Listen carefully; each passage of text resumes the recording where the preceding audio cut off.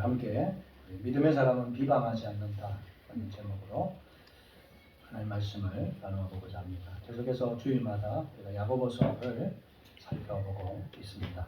지난주에는 믿음의 사람은 자기를 낮추는 사람이다. 우리가 자기를 진실되게 알게 되면 교만할 수 없죠. 나같이 미천한 자가, 나같이 더럽고 추악한 자가 어떻게 남보다 좀 낫다고 자랑하고 그리고 다른 사람을 깔보일 수가 있겠습니까? 우리가 하나님 앞에 서면 그저 겸손할 수밖에 없는 그런 죄인일 수밖에 없음을 고백합니다. 그래서 우리가 사도행전 4장 10절, 야고보서 4장 10절 말씀 우리가 지난주에 읽었던 거 기억나시죠? 주 앞에서 낮추라 그리하면 높이시리라. 낮추는 자를 높이시고요. 반대로 높이고자 하는 자는 어떻게 할까요? 낮추시는 거죠. 그래서 우리가 그럼에도 불구하고 지난 한 주간 어떠셨습니까? 자꾸 내가 높아지려고 하는, 그죠? 내가가 자꾸 내 마음에서 솟아날 때가 있으셨죠? 이런 교만하게 되면 우리의 이 언어 생활 속에 나오는 것이 있는데 그것이 바로 비방이라고 하는 것입니다. 남을 나보다 못하다 생각하고 낮추어서 그의 책을 잡고 그걸 가지고 비난하게 되는 우리의 모습들 지난 한 주간 잊지는 않으셨습니까? 그래서 오늘 11절 말씀에 이르기를 형제들아 서로 비방하지 말라. 형제를 비방하는 자나 형제를 판단하는 자는 곧 율법을 비방하고 율법을 판단하는 자니라. 네가 어찌 율법을 판단하며 율법을 비방할 수 있느냐? 네가 율법을 판단하면 율법의 준행자가 아니고 율법의 재판관이 아니냐? 그렇습니다. 우리는 율법으로 재판하는 자들이 아니고 준행해야 될 사람인 줄 믿습니다. 말씀을 듣고 준행해야지. 그 말씀을 듣고 이거는 우리 아내가 들어야 되는데, 이거는 우리 아들이 들어야 되는데, 이거는 김 집사가 들어야 되는데, 이렇게 다른 사람을 판단하는 것에 말씀을 사용하고 있지는 않습니까? 여러분, 우리는 누군가를 비방하거나 비난할 때 다 내 기준으로 먼저 판단하고 있다는 사실을 기억하셨으면 좋겠습니다. 한 젊은 남자가 어린 딸을 데리고 비행기에 탑승을 하게 됩니다. 근데 여러분도 다 경험해 보셨지만 이 비행기가 이륙하게 되면 이 기압 차이에 의해서 우리의 귀도 좀 멍해지잖아요. 아이들은 더 민감하거든요. 그때부터 아이가 울기 시작합니다. 엄마 하면서 막 우는 거죠. 그때 이 아빠는 뭐 어쩔 줄을 모르면서 막 이렇게 안아도 받다가 업어도 받다가 막 온갖 애를 쓰지만 그 울음이 쉽게 멈추지를 않습니다. 이게 10분이 지나고 20분이 지나가니까 주변 승객들이 짜증을 내기 시작합니다. 도대체 애 엄마는 어디 간 거요? 애를 엄마가 봐야지. 그러면서 막 야단도 치고 나무라기도 하고 이 아빠는 그냥 땀이 삐죽삐죽 납니다. 그때 옆에 있던 아줌마가 또 쏴붙이듯이 엄마는 어디 갔어요? 그때 이 애기 아빠가 말합니다. 죄송합니다. 제 아내가 어제 죽었습니다. 함께 비행기를 타야 되는데 못 탔습니다. 그 말을 듣자 승객들이 더 이상 불평할 수 없었죠.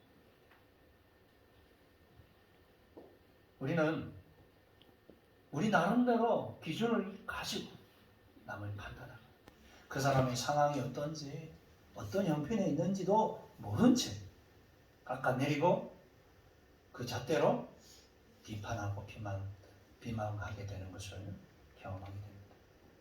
성경에도 그러한 예가 나오는데 사무엘상 1장을 보게 되면 정말 어렵고 힘든 한 여인이 나오죠. 한나라고 하는 여인. 그는 아이를 못 낳았습니다. 당시의 그런 사람들의 판단으로 볼 때 뭔가 죄를 졌겠지. 그러니까 하나님 복을 안 주시지. 자녀는 하나님의 축복이거든. 그죠? 전통에 있는 화살처럼 자녀는 많을수록 그 사람의 축복이다. 근데 저희 자는 무자식이니까 분명 하나님 앞에서 큰 죄 졌을 거야. 그 눈총들, 그 따가움들 한이 되었습니다.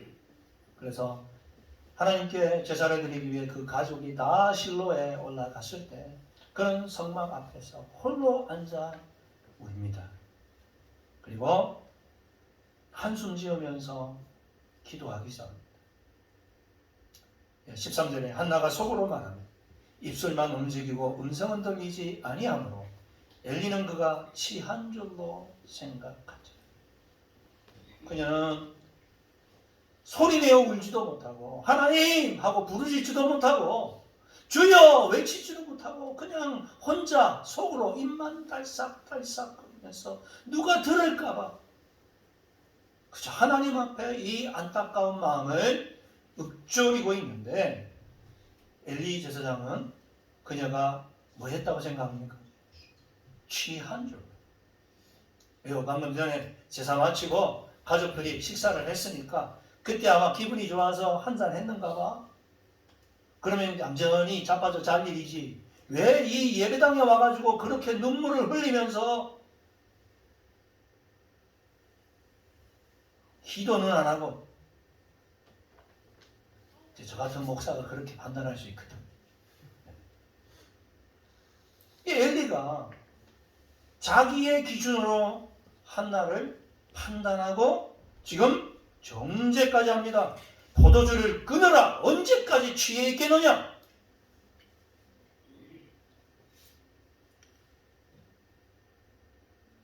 우리의 판단이 반드시 맞지는 않는다는 사실을 기억했으면 좋겠어요. 다 내 기준으로 상대방을 판단하고 정죄하고 비난하고 비방하고 그 사람에게 어떤 사연이 어떤 아픔이 있는지 우리가 돌아봐야 되지 않을까요? 세상에서 가장 끔찍한 죄가 뭐가 있겠습니까, 여러분? 여러 가지가 있겠죠. 지나가는 여인을 성폭행하고 강간하고 그리고 아이들을 유괴해서 돈을 요구하다가 심지어 죽이기까지도 하고 한 사람의 육체에 해를 가하는 이런 아주 잔인한 죄들 우리가 떠오릅니다만은 그러나 성경은 육체에 해를 가하는 것만 죄가 아니라 사람의 마음에 해를 가하는 것도 엄청나게 중요한 죄라고 말씀하고 계시죠. 그럼 하나님도 마음에 상처를 입으시는 거 아십니까? 하나님도 우리가 던진 말, 우리가 행하는 그 행동에 의해서 마음에 상처를 입으십니다. 이걸 마상이라고 그러대요. 마상이 있습니다. 무엇입니까? 하나님 외에 다른 신을 섬기는 것. 내가 하나님의 자리에 앉는 것이지. 우상숭. 이걸 영적 간음이라고 그러지 않습니까? 그걸 보면서 하나님은 배신감을 느끼고 마음에 상처를 입습니다. 사람도 마찬가지죠. 아마 여러분도 마상을 많이 입으셨겠죠. 그래서 성경에도 보니까 비난하지 말라, 비판하지 말라, 함부로 판단하지 말라 이러한 내용이 156번이나 반복해서 하나님이 말씀하고 있습니다. 그 중에 대표적인 게 우리 마태복음 7장 1절에 나오는 예수님의 말씀이죠. 비판을 받지 아니하려거든 비판하지 마라. 너희가 비판하는 그 비판으로 너희가 비판을 받을 것이요 너희가 헤아리는 그 헤아림으로 너희가 헤아림을 받을 것이니라. 그렇습니까? 우리가 남을 함부로 판단하고 비난하는 것 조심해야 합니다. 그래서 야고보 사도는 이 서신서를 통해서 행함이 있는 믿음을 강조하는데 행함이 있는 믿음은 어떤 믿음입니까? 우리가 1장에 나왔던 고난 중에도 인내하는 믿음, 그리고 다른 사람을 차별하지 않고 혀를 잘 다스리며 교만하지 않는 믿음. 덧붙여서 오늘 본문에서는 비난하거나 비방하지 않는 믿음. 이것이 행함이 있는 믿음이다. 이렇게 가르쳐주고 계십니다. 우리가 비방하지 말아야 할 이유가 어디에 있습니까? 어떤 분들은요, 비판과 비난을 이렇게 구분하시더라고요. 비판은 사실을 말하는 것이고, 비난은 꾸며내어 말하는 것이 비방이다. 여러분, 사실을 가지고 판단하는 게 비판이고, 사실이 아니라 꾸며내어서 판단하면서 공격하는 게 비방이라고 한다면, 둘 중에 뭐가 더 무서울까요? 비방이 무서울까요? 아니면 비판이 무서울까요? 네, 흔히 비방이 무섭다고 생각할 수 있겠죠. 근데요, 여러분, 비방은 없는 사실을 꾸며낸 거잖아요. 있는 것처럼 만들어서 공격하잖아요. 들으면 기분 나쁘죠. 야, 민 목사가 다른 애가 있대. 이 없는 걸 꾸며내는 거예요, 그죠? 예. 이런 얘기 들으면 기분이 나쁘죠. 도대체 누가 이런 비방을 하고 다니나? 색출을 해서 내가 좀 그런 마음 들잖아요, 사람이. 근데 그건 무섭지 않습니다. 왜요? 사실이 아니니까. 시간이 지나가고 나면 다 드러나게 되어 있어요. 근데 진짜 무서운 것은 비판입니다. 비판은 사실을 근거로 나를 공격하기 위해 이리저리 짜집기 해서 말을 하거든요. 내가 말한 건 맞아. 근데 그 맥락 속에서 이해를 하지 않고 부분을 짜집기 해서 나를 공격하는 그런 비판을 받으면, 야, 이거 정말 어렵습니다. 너 그때 그렇게 말 안 했어? 이거를 어떻게, 그죠? 그래서 어떤 분들은 이제 녹음도 하고 막 그렇게 하는데요. 근데 그때 그 말이 사용되기라고 어떻게 알고 우리가 모든 걸 다 녹음할 수 있겠어요? 여러분, 사단은 우리를 비판도 하고 또 비방도 하는데요. 어느 걸 주로 사용할까요? 정답은 그때그때 다르다. 비방할 때도 있고 비판할 때도 있고, 사실을 가지고 공격할 때도 있고, 말도 안 되는 그런 거짓을 만들어서 공격할 때도 있고. 사실 사단은 거짓의 아비라고 하는 뜻을 가지고 있지 않습니까? 그는 참소자입니다. 근데 하나님 앞에서는 비방으로 우리를 고소하지 않습니다. 왜? 하나님은 모든 것을 다 알고 계시거든요. 그 민종욱 목사가 그렇게 행동하지 않았다, 말하지 않은 거 하나님 다 아시기 때문에 그걸 가지고 공격하면, 야, 이 거짓말장이야, 내가 다 알고 있는데? 말씀하시기 뻔하니까. 하나님 앞에서 참소할 때는 절대 거짓으로 우리를 비방하지 않습니다. 비판합니다. 사실을 끄집어내요. 그러한 내용이 이제 스가랴 3장에 나오고 있는데요. 스가랴 3장에 보면 3절에 여호수아가, 이분은 대제사장입니다. 당시 대제사장이었던 여호수아가 더러운 옷을 입고 천사 앞에 서 있습니다. 대제사장이라고 하면 어떤 사람입니까? 가장 거룩해야 될 사람이죠. 이스라엘을 대표해서 하나님 앞에 나아가 죄를 용서해 주시기를 제사 드리는 사람입니다. 그가 성결하게 깨끗하게. 근데 그 사람조차도 더러운 옷을 입고 천사 앞에 서 있는 거예요. 사단이 참소합니다. 하나님, 세상에 대제사장이라는 작자가 이렇게 더럽습니다. 이렇게 추잡합니다. 이렇게 온갖 죄로 더럽혀 있는 이 사람을 하나님 용서하시겠습니까?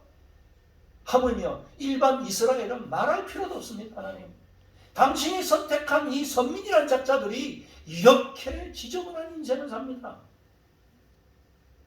사단의 말은 하나도 틀리지 않습니다. 진짜 그렇습니다. 근데 그 말을 듣고 하나님께서 2절 말씀을 보시면 이렇게 이야기합니다. 다 같이 한번 읽어보겠습니다. 시작. 여호와께서 사단에게 이르시되 사단아, 여호와께서 너를 책망하노라. 예루살렘을 택한 여호와께서 너를 책망하노라. 이는 불에서 꺼낸 그슬린 나무가 아니냐 하시니. 지금 스가랴가 지금 환상 중에 보여주고 있는 내용이거든요. 하나님과 천사 앞에 대제사장 여호수아가 섰는데 더럽고 깨지지하고 도저히 볼 수 없는 몰골로 서 있습니다. 사탄은 참수합니다. 근데 하나님은 뭐라고 말씀하십니까? 사탄아, 여호와께서 너를 뭐 하신다고요? 책망하노라. 예루살렘을 택한 여호와께서. 그렇습니다. 우리는 더럽고 추악한 인간이지만 누가 택하셨습니까? 하나님께서 우리를 택하셨답니다. 그의 기쁘신 뜻을 따라 우리를 불러주셨답니다.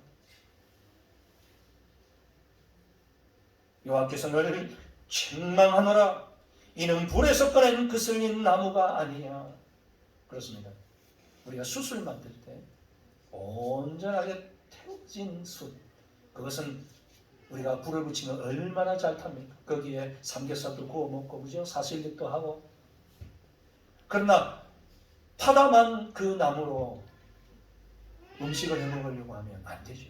불이 붙지 않습니다. 이스라엘이 마치 그와 같이 불완전하고 너무 추잡한 모습을 하고 있지만, 그러나 내가 택한 백성이 아니냐. 너는 더 이상 공격 그만해라. 하나님께서 용서하시기로 작정했다는 거예요. 이것이 은혜죠. 여러분, 저와 여러분이 어떻게 택함을 받은 것입니까? 지금 교회 밖에 있는 사람들보다 더 정직하고 더 깨끗하게 도덕적으로 살아서 그랬을까요? 은혜예요. 하나님께서 나를 선택해 주시다. 그래서 하나님께서 4절 5절에 이렇게 말씀하십니다. 같이 한번 읽어보겠습니다. 시작. 여호와께서 자기 앞에 선 자들에게 명령하사 그 더러운 옷을 벗기라 하시고 또 여호수아에게 이르시되 내가 내 제자들에게 말하였으니 내게 아름다운 옷을 입히리라 하시기로 내가 말하되 정결한 관을 그의 머리에 씌우소서 하매 곧 정결한 관을 그 머리에 씌우며 옷을 입히고 여호와의 천사는 곁에 섰더라. 아멘. 하나님께서는요, 사탄의 참소를 들으시면서 오히려 그를 책망하시고 내가 이들을 택했다. 그슬린 나무와 같은 부족한 존재지만 내가 택했다. 그러면서 뭐라고 말씀하십니까? 그 자기 옆에 선자들 누굽니까? 천사들에게 명령합니다. 더러운 옷을 벗게. 또 여호와에게 이르시되 내가 내 죄악을 제거하여 버렸으니 내게 아름다운 옷을 입히리라. 할렐루야. 아멘. 그렇습니다. 하나님께서 우리를 구속하시고 자녀 삼아주시기 위해 예수 그리스도라고 하는 아름다운 옷을 우리에게 덧입혀 주신 줄 믿습니다. 그 보혈의 공로로 우리가 하나님의 자녀가 되었습니다. 더 이상 우리의 죄를 책망하거나 그것 때문에 지옥에 던져 넣겠다 말씀하지 않으십니다. 덧붙여서 5절에는 정결한 관을 씌워 주십니다. 얼마나 놀라운 은혜를 입었는지 이 광경을 읽으면서 저는 신약에 예수님께서 떠올리셨던 말씀하셨던 한 비유가 생각납니다. 뭘까요? 탕자의 비유. 아버지를 거역하고 재산을 달라고 요구해서 나갔던 탕자. 그 재산을 허랑방탕하게 다 탕진하고 이제는 거지가 되어서 돌아온 그를 아버지는 책망치 않으셨습니다. 내가 그럴 줄 알았어 이놈아. 내가 그렇게 하지 말라고 했거늘. 으이구. 그렇게 말씀하지 않으시죠? 너는 죽었다가 살아온 내 아들이다. 껴안으시고 입 맞추시고 그 더러운 옷을 벗겨라. 값비싼 옷을 입히고 송아지를 잡아라. 장치를 벌이시고 그를 반겨 맞아주시는 우리 하나님 아버지의 모습을 우리 주님은 탕자의 비를 통하여 말씀해 주십니다. 금가락지를 끼고 잔치를 벌리는 그러한 천국 잔치가 이제 우리가 주님 앞에 설 때에 일어나게 될 줄 믿습니다. 근데 사단은 그러한 우리의 이 기쁨과 감격을 공격하는 거예요. 자꾸. 근데 다른 사람을 향하여 우리가 공격하도록 만든다는 거죠. 여러분, 우리가 사실을 가지고 다른 사람을 판단하면서 비판할 때 자주 사용하는 말투가 있습니다. 뭔지 아십니까? 내가 틀린 말 했어? 내 말 틀렸으면 어디 말해봐. 맞는 말인 게 그죠? 사실을 가지고만. 근데 여러분 그 말 들을 때 그래 당신 말이 맞아 이렇게 합니까? 많기는 한데 굉장히 기분 안 좋죠.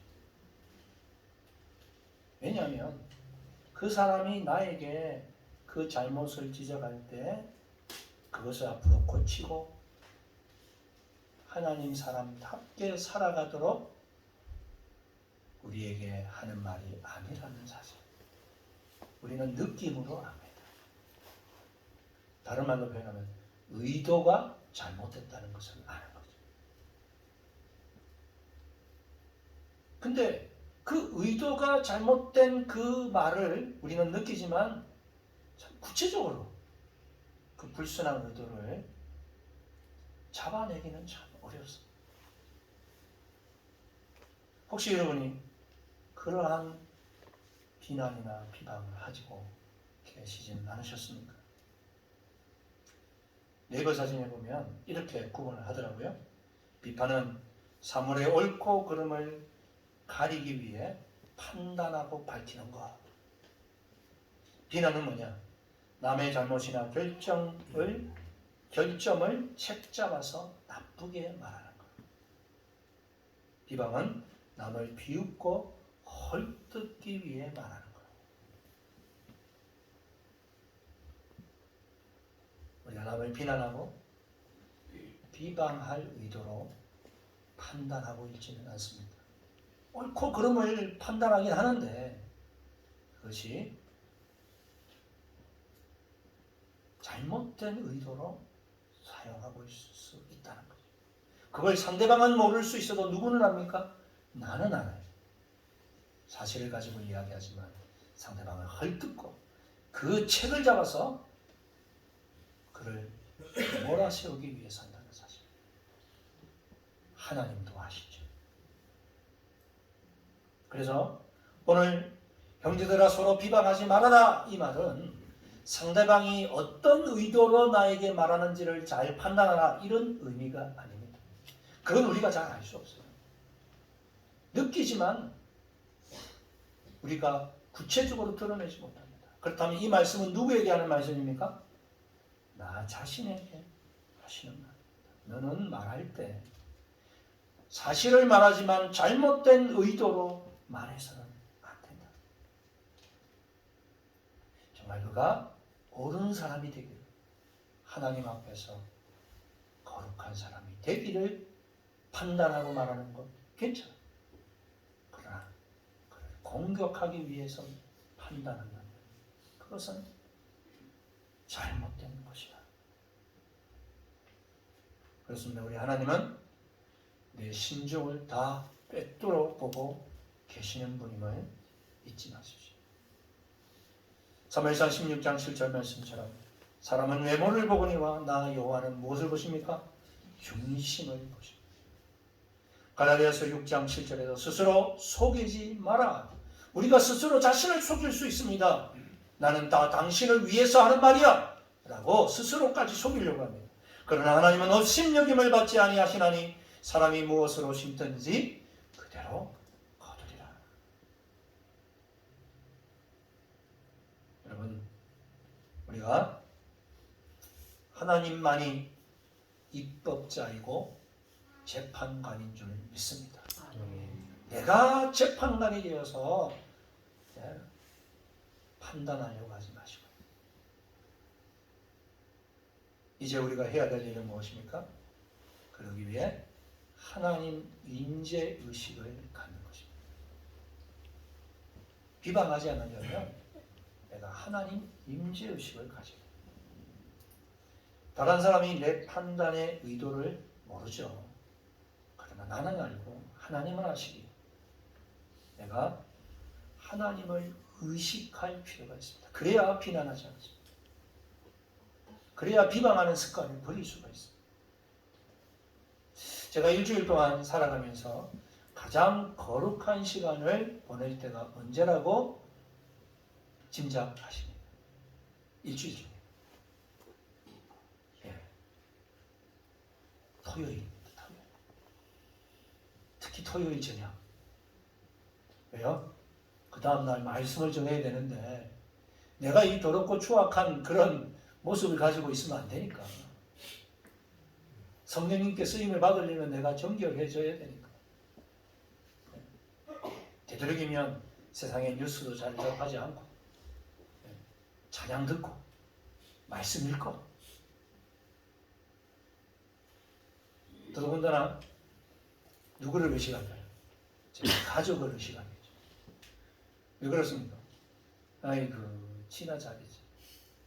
제 삶을 누구보다 더 잘 알고 있는 아내와 저희 딸이 저와 같이 생활하고 있기 때문에 다른 사람은 몰라도 그렇게 말하지 않겠습니다. 가족을 의식만 해도 달라지는 것을 제 스스로 느끼게 됩니다.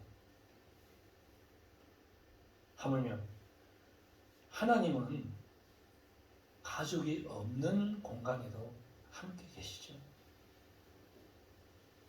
그래서 하나님 임재 의식을 갖고 있다면 우리가 함부로 남을 비방하고 비난하고 공격하지 않을 것이라는 얘기입니다. 그래서 하나님 앞에서 라고 하는 말이 바로 신전의식, 코람데오이지요. 한번 따라하겠습니다. 하나님 앞에서. 하나님 앞에서. 그렇습니다. 하나님 앞에서.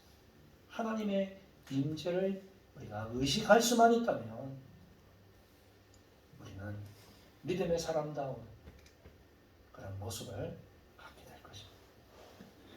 오늘 말씀은 우리가 남의 말을 할 때 하나님 앞에서 해야 할 것을 가르치고 계십니다. 옳고 그름을 판단한다는 미명하에 타인을 비난하고 비방하지 말아라. 남의 일에 이것은 간섭하지 말아라, 이 말이 아닙니다. 정말 내 자녀나 내 사랑하는 친구가 잘못된 길을 가고 있다면 이야기해야 되죠. 그러나 그런 의도가 아니라 우리는 하나님 앞에서 우리의 언어 생활을 해야 될 줄 믿습니다. 이 시간 우리가 주신 말씀을 한번 기억하면서 한번 고백을 드렸으면 좋겠습니다.